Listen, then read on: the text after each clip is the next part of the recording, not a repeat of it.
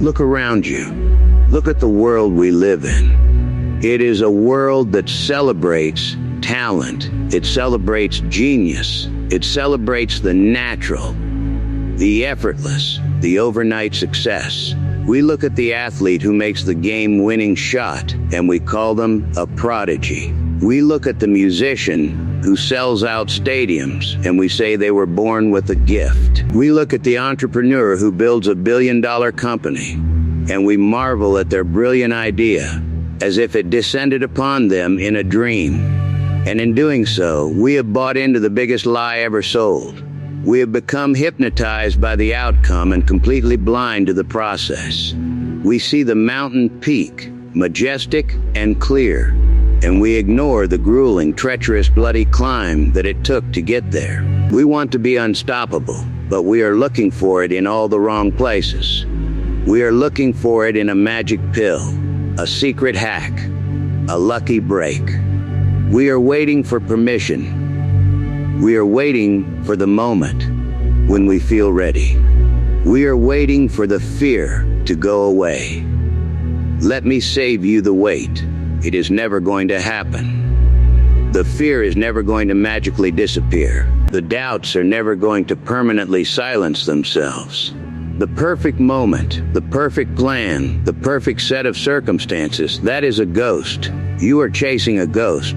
And while you are chasing ghosts, life is happening. Time is moving. And the gap between where you are and where you could be is widening into a chasm of regret. So, what is the mindset that makes you unstoppable? It is not the absence of fear. It is not the absence of failure. It is not the absence of doubt. An unstoppable person is not a robot. They feel the cold. They feel the pain. They hear the voices of criticism, both from the outside and the toxic whisper from within. The difference is not what they feel. The difference is what they do with what they feel. The unstoppable mindset is a paradigm shift. It is a fundamental rewiring of how you interpret the world and your place in it. It is moving from a passive passenger in your own life to the relentless, uncompromising, obsessed driver. It is understanding that the obstacles are not there to block you. They are the path. They are the curriculum. They are the forge in which your spirit is tempered. Let me tell you a story about two students. Both are incredibly bright. Both want to be writers. The first student has a belief. They believe that writing is a talent. You either have it or you don't. They sit down to write their first chapter. They write a few paragraphs. They read it back, and it stinks. It doesn't sing. It doesn't flow like their favorite authors. They feel a pang of doubt. That doubt is a signal to them. To them, that doubt is proof. Proof that they don't have the talent. Proof that they aren't a real writer. So, they stop. They wait for inspiration. They wait for the feeling of being ready. They never finish the book. The second student also believes they want to be a writer. But their underlying belief is different. They believe that writing is a craft. It is a skill. It is a muscle. They sit down to write their first chapter. They write a few paragraphs. They read it back. And it stinks. It is terrible. They feel the exact same pang of doubt. They feel the exact same disappointment. But that doubt is interpreted completely differently. To them, that doubt is not proof that they aren't a writer. That doubt is a data point. It is feedback. It is showing them where the muscle is weak. It is showing them exactly what they need to work on. So, they keep writing. They write a terrible chapter, and then they write another one. They study. They practice. They fail 100 times. And 5 years later, they have a finished novel. The first student is still waiting to feel like a writer. The only difference between them was the mindset. The first student had a fixed mindset. They believed their abilities were static, carved in stone. Every challenge was a test of their worth. Failure was a verdict on their identity. The second student had a growth mindset. They believed their abilities could be developed. Every challenge was an opportunity to grow. Failure was a lesson, a stepping stone, a necessary part of the journey. This is the foundation. This is the ground floor of becoming unstoppable.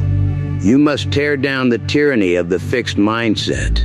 You must stop asking, "Am I good enough?" and start asking, "Am I willing to get better?" You must stop seeking validation for who you are and start falling in love with the process of who you are becoming. Think about the most unstoppable forces in human history. Think about Thomas Edison. 10,000 failed attempts at the light bulb. 10,000. Can you imagine the cumulative weight of that failure? Can you imagine the mockery, the skepticism, the internal voice screaming, "This is impossible"? If Edison had a fixed mindset, he would have quit at attempt number 100. He would have concluded, "I am not an inventor." But he didn't. He famously reframed his entire reality. He didn't fail 10,000 times. He successfully found 10,000 ways that didn't work. That is not just positive thinking. That is a strategic, unstoppable mindset. He detached his identity from the outcome of any single experiment. His identity was attached to the process of experimentation itself. He was not a man trying to become an inventor. He was an inventor, and inventing, by definition, involves failing your way to the answer. This brings us to the second pillar of the unstoppable mindset. It is the embrace of the obstacle. It is the radical acceptance that the path to anything worthwhile is paved with resistance. We live in an age of convenience. We want food in 30 minutes. We want movies on demand. We want success with a 3-step plan and a viral video. We have been conditioned to believe that if something is difficult, if something is uncomfortable, we are doing it wrong. We have been sold a bill of goods that says the right path is the easy path. Let me tell you a hard truth. If your life is comfortable, if you are not regularly facing situations that scare you, that challenge you, that make you feel inadequate, you are not growing. You are stagnating. You are in a holding pattern, and a holding pattern is not flying. It is just waiting to run out of fuel. The unstoppable person does not run from discomfort. They hunt it. They see a difficult conversation that needs to be had, and they run towards it. They see a skill they lack that is required for the next level, and they hunger to acquire it, even if it makes them look clumsy and foolish in the beginning. They see a fear, a deep-seated irrational terror, and they understand that on the other side of that fear is their freedom. There is a concept in psychology called anti-fragility. Some things are fragile, a glass cup. You drop it, it breaks. Some things are robust, a steel bar. You hit it, it barely changes. But some things are anti-fragile. A muscle. You lift a weight, you stress it, you cause microscopic tears in the tissue, you damage it. But if you rest and feed it, it grows back stronger than before. It literally needs the stress, the damage, to improve. Your mind, your spirit, your resolve, they are anti-fragile. The only way to become stronger is to be tested. The only way to become unstoppable is to be stopped again and again, and to get back up again and again, each time a little wiser, a little tougher, a little more resilient. The obstacles are not your enemy. They are your personal trainers. They are the weight on the bar. They are the reps that build the muscle of your character. When you understand this, you stop asking, "Why is this happening to me?" And you start asking, "What is this trying to teach me? What do I need to become in order to overcome this?" The moment you shift to that question, you reclaim your power. You are no longer a victim of circumstance. You are a student of circumstance. You are using the universe's toughest lessons to forge yourself into an instrument of your own will. But this mindset, this embrace of the obstacle, requires a third critical component. It requires a massive, audacious, almost irrational sense of purpose. You cannot outlast the grind on willpower alone. Willpower is a finite resource. It is like the fuel in your car. You can run on fumes for a little while, but eventually, you will sputter to a stop. If you are climbing a mountain just to say you climbed it, you will turn back when the blizzard hits. If you are building a business just to get rich, you will quit when the market crashes and the doubters are screaming at you to sell. But if your purpose is bigger than you, if your why is deep enough, then the how becomes almost irrelevant. You will find a way because you have no other choice. Purpose is the engine that runs when willpower runs out. It is the light in the window when you are lost in the darkest night. Think about someone like Viktor Frankl, a psychiatrist and neurologist who survived the Nazi death camps. In his book, Man's Search for Meaning, he wrote about his observations in the camps. He noticed that the people who survived the longest were not necessarily the strongest physically. They were the ones who had a reason to live. They had a purpose, a book they needed to finish, a loved one they hoped to see again, a vision of the future they were determined to make real. They could endure the unimaginable because their mindset was anchored to something beyond the present horror. If they can find purpose in a concentration camp, you can find purpose in your struggles. You can find purpose in the long hours, the sleepless nights, the rejection letters, the closed doors. Your purpose is your anchor. It keeps you from being swept away by the storm. So, you have the growth mindset, knowing you can develop. You have the embrace of the obstacle, knowing that resistance is the path. You have the deep sense of purpose, giving you the fuel to continue. But how do you actually operationalize this? How do you become unstoppable on a Tuesday morning when you don't feel like it?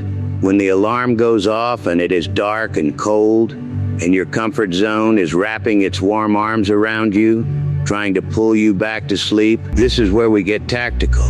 This is where we talk about the daily disciplines that separate the dreamers from the unstoppable.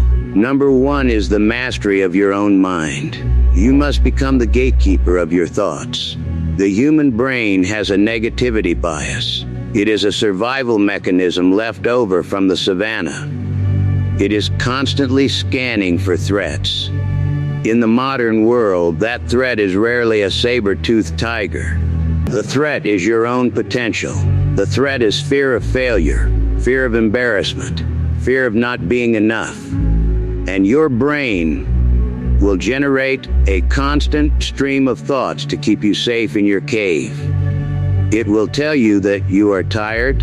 It will tell you that you can do it tomorrow. It will tell you that you are not qualified. It will replay your past failures in high-definition slow motion. You cannot stop these thoughts from arising, but you do not have to serve them. You do not have to invite them in for tea and let them run the show. You have to learn to observe them, to label them, and to let them pass. You have to be able to say, there is the thought that I am not good enough. How interesting. Now, back to work. You must starve the voice of fear of your attention. You feed what you focus on. If you focus on the fear, it grows. If you focus on the task, it shrinks. Number two is the obsession with the process. The unstoppable person is not obsessed with the goal. They are obsessed with the system that will achieve the goal. The goal is just a device to give you direction. The real magic is in the daily grind. If you are a writer, your goal is to finish a book. But your system is to write 500 words a day, every day, no matter what. If you are an athlete, your goal is to win a championship. But your system is to train harder and smarter than anyone else every single day. If you are building a business, your goal is to be a market leader, but your system is to make one more phone call, to help one more customer, to solve one more problem every single day. When you fall in love with the process, the outcome takes care of itself. And more importantly, you are no longer dependent on the outcome for your motivation. You don't need the win to feel good, because you already feel good from the act of showing up and putting in the work. The win becomes a byproduct, a pleasant surprise. The loss, the failure, the setback, it doesn't crush you because it doesn't invalidate the work you put in. You still wrote your 500 words. You still did your training. You still made your calls. The process was a success, even if the outcome was not what you wanted. And that process, repeated daily, is what makes you unstoppable. Number 3 is the elimination of excuses. This is brutal self-honesty. The unstoppable person takes complete and total ownership of their life. They do not blame the economy. They do not blame their parents. They do not blame their lack of education. They do not blame their boss or their spouse or their circumstances. They look in the mirror and they say, I am where I am because of the choices I have made. And if I want to be somewhere else, I have to make different choices. This is terrifying to most people because it removes every safety net. If it is your fault, then the responsibility is yours. But if it is your fault, then the power is also yours. You are not a leaf blown about by the wind. You are the wind. You have the power to change. You have the power to learn. You have the power to act. As long as you have an excuse, you have a place to hide. As long as you can point a finger at something else, you can absolve yourself of the responsibility to change. The unstoppable person has no fingers left to point. All 10 are pointed back at themselves. And that is where their power comes from. Number 4 is the cultivation of patience and impatience simultaneously. This sounds like a paradox, but it is a crucial duality. You must have an intense, burning impatience with yourself. You must be intolerant of mediocrity. You must be restless and hungry. You must refuse to settle for average.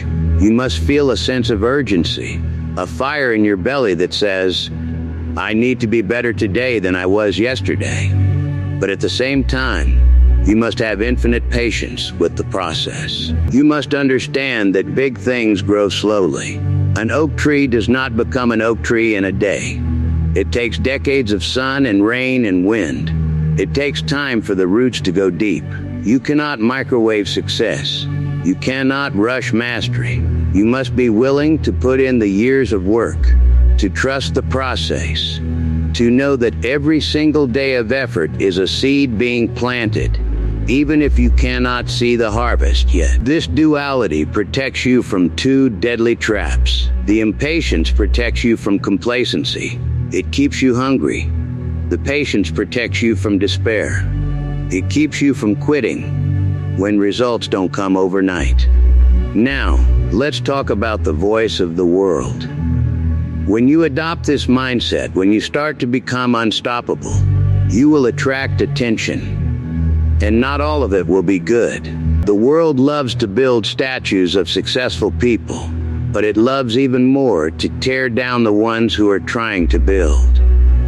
Your growth will be a mirror to others, reflecting their own stagnation. And people do not like what they see in that mirror. So they will try to break it. They will project their fears onto you. They will tell you that you are dreaming too big. They will tell you to be realistic. They will tell you that you are not the type of person who does things like that. You must build a fortress around your mind. You must become deaf to the noise that does not serve you. This is not about arrogance. It is about discernment. It is about knowing who to listen to. Listen to the people who have been where you want to go. Listen to the critics who offer constructive feedback that helps you grow. But for the love of all that is possible, do not take life advice from someone who has given up on their own dreams. Do not let a person living in the basement of their potential tell you that you cannot build a skyscraper. Their limitations are not your limitations. Their reality is not your reality. You have to be willing to stand alone. You have to be willing to be misunderstood. You have to be willing to be the object of ridicule. If you are not being laughed at, your goals are probably not big enough. If you are not scaring yourself a little bit every day, you are playing too small. So, what does it look like? What does it feel like to have this unstoppable mindset? It looks like getting knocked down, flat on your back, the wind knocked out of you. And in that moment of crushing defeat, you find something on the ground. You find a lesson. You find a new resolve. You find a reason to get up. And you get up. You dust yourself off. You adjust your strategy. And you go back into the fight. It feels like fear. It feels like doubt. It feels like uncertainty because you are human. But you are not governed by those feelings. You feel them. You acknowledge them. And then you act in spite of them. Courage is not the absence of fear. It is the judgment that something else is more important than fear. It looks like waking up early when the world is asleep. Not because you have to, but because you are driven. Because you have a fire inside you that won't let you stay in bed. It looks like working late when everyone else has gone home, not because you are grinding for a paycheck, but because you are building a masterpiece. Because you care about the quality of your work. Because you have a standard of excellence that you refuse to compromise. It feels like loneliness sometimes. The path less traveled is less traveled for a reason. It is harder. It is steeper. There are fewer people on it. But the view from the top, the view of who you become on the climb, is worth every solitary step. You are not here to be average. You are not here to just get by. You are not here to live a life of quiet desperation, dying with your music still inside you. You are here to unleash. You are here to create. You are here to contribute. You are here to become the fullest, most powerful, most authentic version of yourself. And the only thing standing in your way is the story you are telling yourself. You have been telling yourself a story about your limits, a story about your past, a story about what is possible. It is time to rewrite that story. It is time to burn the old script. It is time to pick up the pen and write a new one. A story of resilience, a story of growth, a story of relentless pursuit, a story of becoming unstoppable. The mindset that makes you unstoppable is not a secret. It is not a gift for the chosen few. It is a choice. It is a decision you have to make, not once, but every single day. It is a commitment to the process. It is a refusal to quit. It is the belief that you are capable of more than you can currently imagine. So, I ask you right now, not tomorrow, not next week, not when you feel ready, right now, make the choice. Decide who you are going to be. Decide that you are not a passenger. Decide that you are the captain. Decide that the obstacles are your training ground. Decide that failure is your teacher. Decide that your purpose is your fuel. Decide that you are going to be the person who gets back up one more time than they get knocked down. This is your life. This is your moment. The clock is ticking, and the world is waiting for what you have to offer. Don't make it wait any longer. Go out there and become unstoppable. Start now.